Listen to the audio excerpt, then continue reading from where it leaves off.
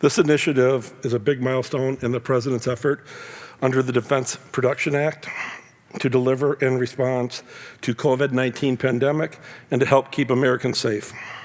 Kodak has been around for over 100 years in manufacturing of chemicals. I just want to point that out. This is not new for us.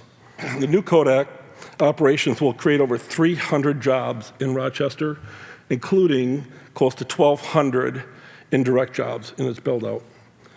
This transformation is the perfect embodiment of the President's mandate to bring our pharmaceutical supply chains home. At full production, this facility will yield 25% of the active ingredients in generic pharmaceuticals in the United States. That's pretty impressive.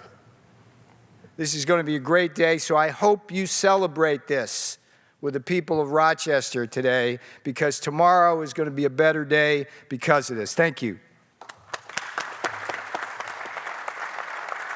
We realized we could repurpose our facilities. We could also add additional, but in doing so, roughly a third of the cost is taken away because we're repurposing our buildings we already have, and our time to market is materially quicker because we're also repurposing the buildings and then adding on.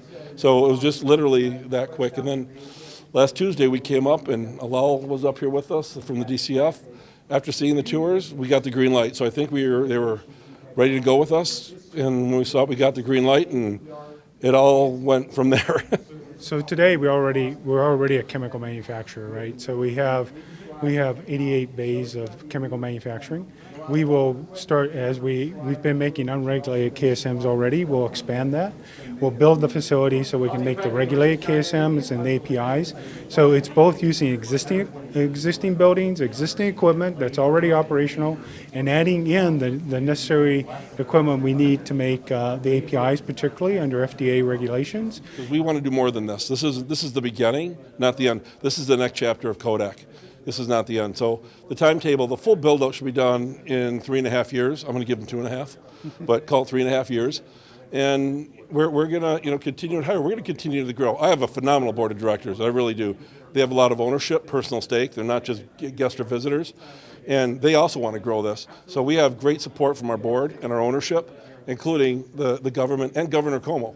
So with that, and by the way, we also talked to Senator Schumer and Senator Gillibrand's office, and they're also been very supportive.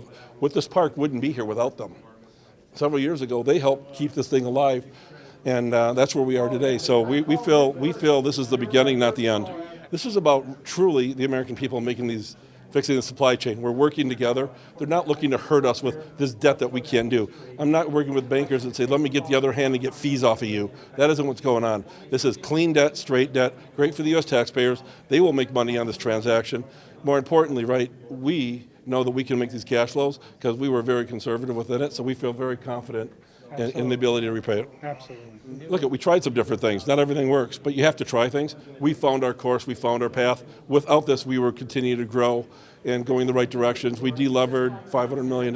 We've been cut our burn by $160 million. We've been growing the business. We've on a great trajectory. This will help accelerate it. This is the new era, and I respect this government also want to bring back an iconic name. They've been so helpful across the board.